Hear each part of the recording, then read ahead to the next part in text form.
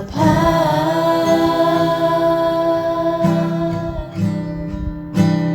Engkau sungguh baik, kasih-Mu melimpah di hidupku.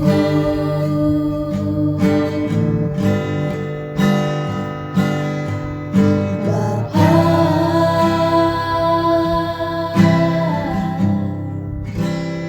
ku berterima kasih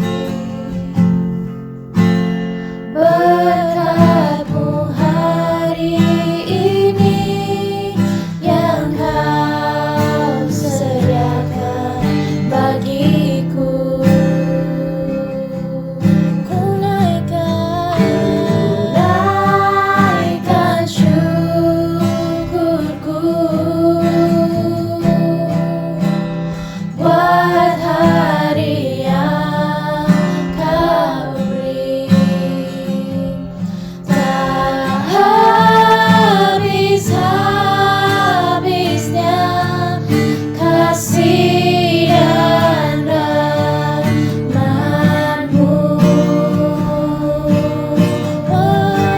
Selalu baru dan tak pernah terlambat pertolongan-Mu, besar setiamu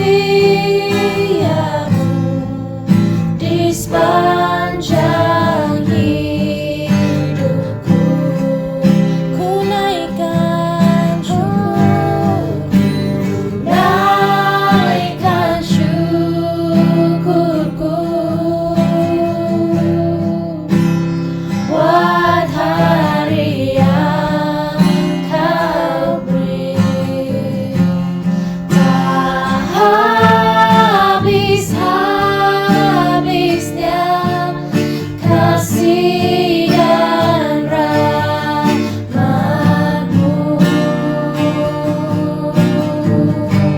Selalu baru dan tak pernah terlambat pertolongan-Mu, besar setiamu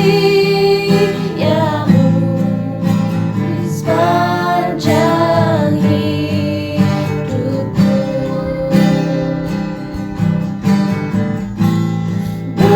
Besar setiamu,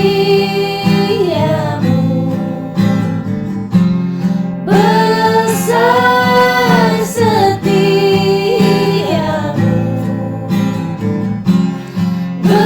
besar setiamu di sepanjang hidupku.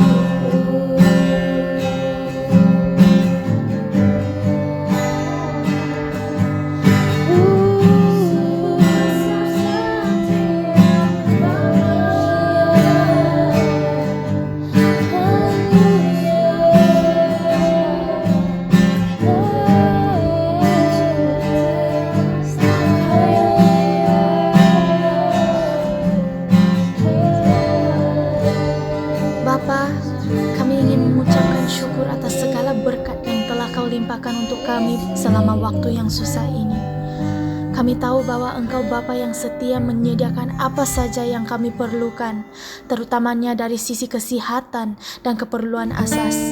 Oleh sebab perbuatan-Mu menjadi satu-satunya harapan kami pada masa ini, kami sadar lagi bahwa kami hanya bisa bersandar kepada-Mu, dan oleh itu kami mau terus menyembah-Mu, sebab Engkau yang layak disembah dan layak ditinggikan untuk selama-lamanya. Haleluya.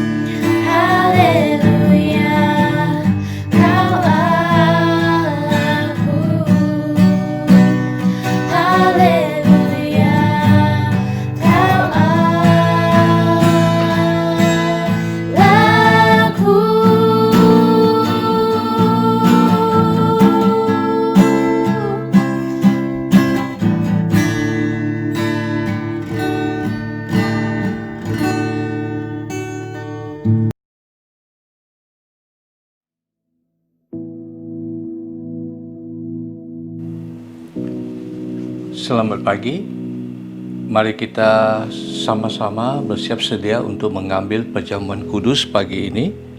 Sila bukakan roti dan minuman anggur dan kita akan mengambil perjamuan kudus sama-sama. Sebelum itu mari biar saya baca dari Yesaya, Nabi Yesaya pasal 53 dan ayat 5 dan 6. Yesaya 53 ayat 5 dan 6. Tetapi dia tertikam oleh karena pemberontakan kita. Dia diremukkan oleh karena kejahatan kita. Ganjaran yang mendatangkan keselamatan bagi kita ditimpakan kepadanya, dan oleh bilur-bilurnya kita menjadi sembuh. Ayat 6. Kita sekalian sesat seperti domba. Masing-masing kita mengambil jalannya sendiri, tetapi Tuhan telah menimpakan kepadanya kejahatan kita sekalian. Yesaya mengatakan kepada kita bahwa Tuhan telah meletakkan kejahatan kita ke atas Yesus Kristus. Demikianlah dia mengambil dosa kita, kejahatan kita ke kayu salib. Ayat 5 tadi berkata, oleh karena pemberontakan kita, Yesus ditikam.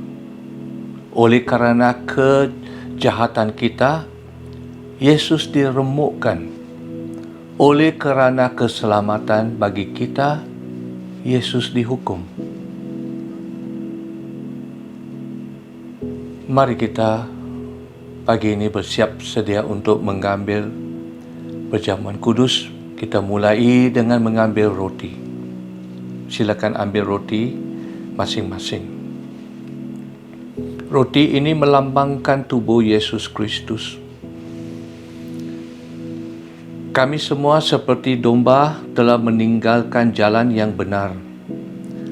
Kami lebih rela memilih berjalan bersendirian dan berasingan dari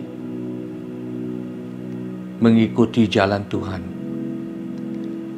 Kami semua telah berdosa dan jatuh jauh dari kemuliaan Tuhan. Tetapi kemuliaan Tuhanlah yang kami sangat inginkan, dan di hadirat-Mu itulah tempat yang kami rindukan. Tuhan, tunjukkanlah kepada kami belas kasihan dan anugerah-Mu, bawa kami ke tempat kudus-Mu. Ampunilah dosa-dosa yang kami telah lakukan, dan pulihkanlah kami, pulihkanlah keluarga kami, pulihkanlah tanah kami, dan pulihkanlah negara kami. Kami rindu kembali ke hadirat-Mu sekali lagi. Hanya dalam nama Tuhan Yesus Kristus kami mohon dan berdoa. Amin. Tuhan Yesus Kristus pada malam waktu, Ia diserahkan mengambil roti. Dan sesudah itu, Ia mengucap syukur atasnya. Ia memecah-mecahkannya dan berkata, inilah tubuhku yang diserahkan bagi kamu.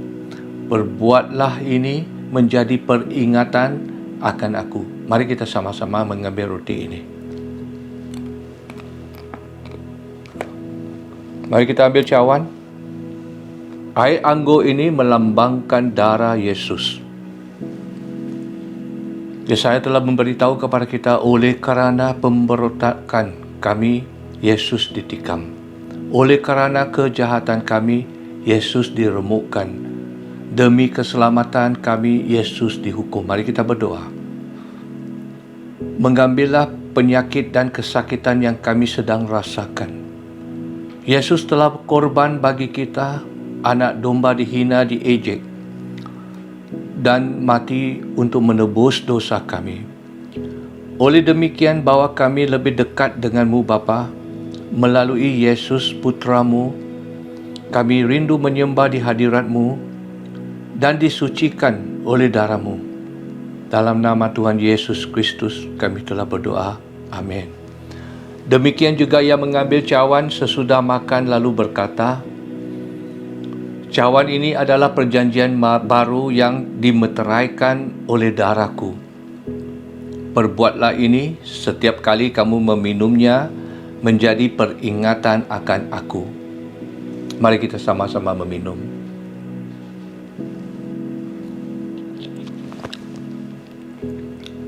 Mari kita mengucap syukur kepada Tuhan.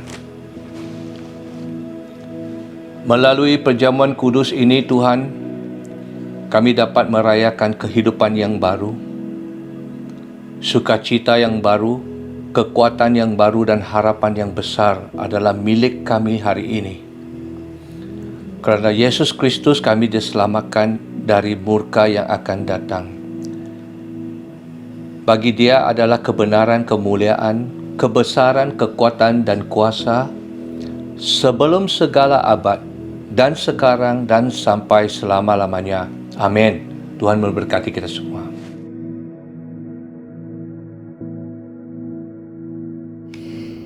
Shalom sahabat-sahabatku, apa kabar semuanya? Saya pasti saudara semua berada dalam keadaan yang baik dan dipenuhi dengan sukacita dari surga. Bapa sangat mengasihi kita dan senantiasa menjaga kita. Bapa di surga senantiasa ingin yang terbaik buat kita saudara. Dengan itu, walaupun kita sedang melalui waktu-waktu yang tidak tentu dengan penyakit COVID-19 yang berbalik lagi menular di semenanjung Malaysia, kita pasti Allah Bapa akan menjaga kita, akan melindungi kita. Dengan itu, saudara, kita sebagai anak-anak Tuhan hanya perlu tekun berdoa. Dan hari ini, apa yang saya ingin sharingkan juga menekan kepada doa saudara. Seperti mana saudara tahu, kita sudah mulakan doa online.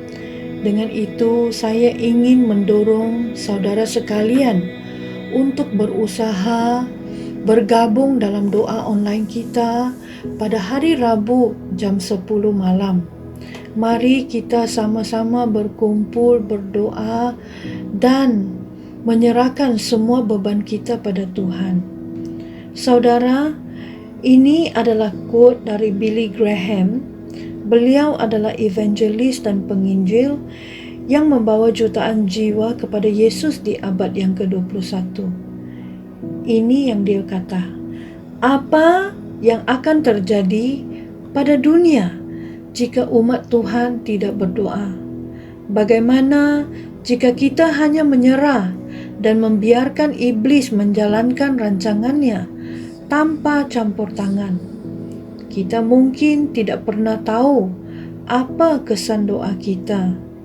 Walaupun iblis sedang bekerja di dunia, tetapi demikian juga Tuhan. Dan suatu hari Tuhan akan campur tangan. Yesus akan datang lagi untuk menghancurkan semua kejahatan dan mendirikan kerajaannya. Tetapi sementara itu, jangan putus asa atau terbeban dengan apa yang Anda lihat. Kita hidup dalam masa-masa yang berbahaya, tetapi Tuhan masih bekerja dan hanya Dia sahaja harapan kita. Rasul Paulus yang hidup di abad 1 menulis dalam kitab Efesus pasal 6 ayat 18, dalam segala doa dan permohonan berdoalah setiap waktu di dalam roh dan berjaga-jagalah di dalam doamu itu dengan permohonan yang tak putus-putusnya untuk segala orang kudus. Efesus pasal 6 ayat 12, kerana perjuangan kita bukanlah melawan darah dan daging, tetapi melawan pemerintah-pemerintah, melawan penguasa-penguasa, melawan penghulu-penghulu dunia yang gelap ini, melawan roh-roh jahat di udara. Yesus Tuhan kita, sewaktu Dia ada di bumi ini, juga selalu berdoa. Saudara, mari kita baca di Matius pasal 26 ayat 36. Maka sampailah Yesus bersama-sama murid-muridnya ke suatu tempat yang bernama Getsemani. Lalu ia berkata kepada murid-muridnya, "Duduklah di sini, sementara aku pergi ke sana untuk berdoa." Di pasal 26 ini, dalam beberapa ayat yang singkat, kita perhatikan Yesus berdoa sebanyak 3 kali, saudara. Di ayat yang ke-39 pasal 26, maka ia maju sedikit lalu sujud dan berdoa. Katanya, "Ya Bapa-Ku, jikalau sekiranya mungkin, biarlah cawan ini lalu daripadaku. Tetapi janganlah seperti yang ku kehendaki, melainkan seperti yang Engkau kehendaki." Ayat yang ke-42, lalu ia pergi untuk kali keduanya dan berdoa. Katanya, "Ya Bapa-Ku, jikalau cawan ini tidak mungkin lalu, kecuali apabila aku meminumnya, jadilah kehendak-Mu." Di ayat ke-43, dan ia ketika kembali pula ia mendapati mereka sedang tidur, sebab mata mereka sudah berat. Di ayat yang ke-44, ia membiarkan mereka di situ, lalu pergi dan berdoa untuk ketiga kalinya dan mengucapkan doa yang itu juga. Saudara, kita boleh perhatikan teladan, contoh Yesus, Tuhan kita, abang sulung kita, sahabat kita. Dia juga tidak berhenti-henti berdoa. Sewaktu Yesus merasa gelisah, takut menghadapi kayu salib, dia berdoa. Begitu juga harus kita, saudara. Sahabat-sahabatku, firman Tuhan berkata, "Berdoalah setiap waktu di dalam roh, dan berjaga-jagalah di dalam doamu itu dengan permohonan yang tak putus-putusnya bagi orang kudus." Saudara, apa artinya sungguh-sungguh berdoa? Ia berarti mengucapkan kata-kata di dalam hati kita kepada Tuhan dan bersekutu dengan Tuhan setelah memahami kehendak-Nya dan berdoa berdasarkan firman-Nya. Ia berarti bahwa kita harus percaya dengan iman yang Tuhan hadir bersama dengan kita ketika kita berdoa, saudara. Tertulis di Yakobus pasal 5 ayat 9, doa orang yang benar bila dengan yakin didoakan sangat besar kuasanya. Saudara, mari kita lihat di Lukas pasal 18 ayat 9 hingga ayat ke-14. Supaya kita memahami cara berdoa yang benar. Ini adalah perumpamaan yang Yesus bagi. 2 orang pergi ke bait suci untuk berdoa. Yang satu orang Farisi dan yang lainnya pemungut cukai. Orang Farisi berdiri dan berdoa demikian dengan dirinya sendiri. "Tuhan, aku berterima kasih bahwa aku tidak seperti orang lain, pemeras, tidak adil, penzina, atau bahkan seperti pemungut cukai ini. Aku berpuasa 2 kali seminggu. Aku memberikan perpuluhan dari semua yang aku miliki." Dan pemungut cukai itu sambil berdiri jauh, tidak mau mengangkat matanya menatap syurga, tetapi memukul dadanya berkata, "Tuhan, kasihanilah aku, orang yang berdosa. Aku berkata kepadamu, orang ini dan seisi keluarganya dibenarkan daripada yang satunya, Kerana setiap orang yang meninggikan dirinya akan direndahkan, dan yang merendahkan dirinya akan ditinggikan. Saudara, tidaklah sulit untuk melihat bahawa orang Farisi itu berdoa dengan cara yang sombong. Tampaknya ia tidak menyadari dosa-dosanya sendiri. Ia memamerkan diri sendiri atas dasar perbuatan baiknya yang penuh kepura-puraan. Dia dengan mementingkan dirinya sendiri memamerkan kesetiaannya kepada Tuhan.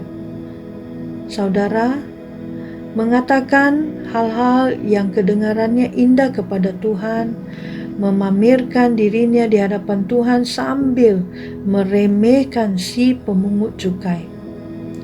Doa yang munafik seperti itu tidak akan pernah bisa dipuji oleh Tuhan. Doa pemungut cukai itu tulus, secara terbuka mengakui dosa-dosanya kepada Tuhan. Dia mengakui bahawa dia seorang berdosa dan mengungkapkan penyesalannya.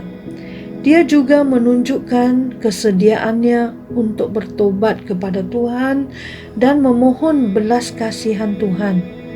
Melihat ketulusan dalam doanya, Yesus memuji doa pemungut cukai itu. Di Lukas pasal 18 ayat 9 hingga ayat ke-14. Perumpamaan Yesus memberitahu kita bahawa Tuhan membenci penggunaan kata-kata yang sombong dan kosong, atau kata-kata yang menyenangkan telinga atau menipunya. Saudara, Tuhan ingin agar kita mengungkapkan hati kita yang sejujurnya dan menyampaikan fikiran kita yang sebenarnya, dan mengucapkan kebenaran dan berkomunikasi dengan Tuhan dengan tulus. Tetapi saatnya akan datang dan sudah tiba sekarang bahawa penyembah-penyembah benar dan penyembah Bapa dalam roh dan kebenaran. Sebab Bapa mengkehendaki penyembah-penyembah demikian. Allah itu roh, dan barang siapa menyembah Dia harus menyembahnya dalam roh dan kebenaran. Yohanes pasal 4 ayat 23 dan 24. Tetapi saatnya akan datang dan sudah tiba sekarang bahawa penyembah benar akan menyembah Bapa dalam roh dan kebenaran. Sebab Bapa mengkehendaki penyembah-penyembah demikian. Allah itu roh, dan barang siapa menyembah Dia harus menyembahnya dalam roh dan kebenaran. Marilah kita, saudara, mengingati firman Tuhan ini dan menyembunyikannya di dalam hati terdalam kita.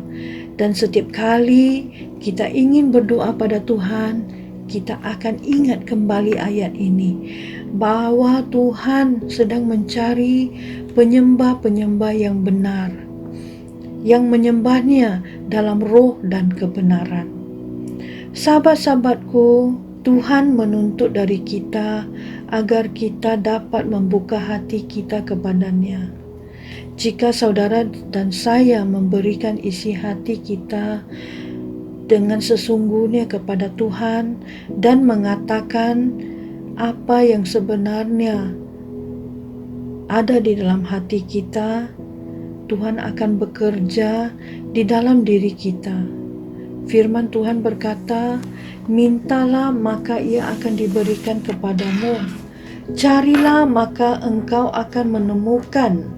Ketuklah maka pintu akan dibukakan bagimu. Kerana setiap orang yang meminta, menerima, dan yang mencari, menemukan. Bagi orang yang mengetuk, pintu akan dibuka. Matius 7 ayat 7 hingga 8. Sekali lagi aku berkata kepadamu, bahawa jika dua orang di antara kamu di bumi setuju mengenai apapun yang hendak mereka minta, itu akan dilakukan untuk mereka oleh Bapa-Ku yang ada di syurga. Matius pasal 18 ayat 19. Dan apapun yang kamu minta dalam namaku, yang akan aku lakukan supaya Bapa dimuliakan di dalam Anak. Jika kamu bertanya sesuatu dalam namaku, aku akan melakukan. Yohanes pasal 14 ayat 13 dan ayat 14. Dan segala sesuatu apapun yang kamu minta dalam doa dengan percaya, pastilah kamu akan menerimanya. Matius pasal 21 ayat yang ke-22. Saya menutup dengan kata-kata yang keluar dari mulut Yesus sendiri, saudara. Sewaktu dia berdoa di Taman Getsemani dan dia kembali melihat murid-muridnya itu dan mendapati mereka sedang tidur. Dan ia berkata kepada Petrus, "Tidakkah kamu sanggup berjaga-jaga 1 jam dengan aku? Berjaga-jagalah dan berdoalah supaya kamu jangan jatuh ke dalam pencobaan. Roh memang penurut tetapi daging lemah." Ini adalah kata-kata Yesus. Marilah kita ingat kata-kata Yesus kepada kita. Dan marilah kita mengambil posisi ingin menjadi anak-anak Tuhan yang senantiasa berdoa, senantiasa mencari kebenaran Tuhan, senantiasa mencari muka Tuhan. Saudara, Tuhan Yesus bertanya kepada saudara dan saya, "Tidakkah kamu sanggup berjaga-jaga 1 jam dengan aku?" Tuhan berkata, "Tidakkah kamu sanggup berjaga 1 jam dengan aku?" Kita dibagi 24 jam dalam 1 hari, 365 hari dalam 1 tahun. Berapa jamkah kita berikan kepada Tuhan? Tidak bolehkah kita membagi kepada Tuhan 1 jam?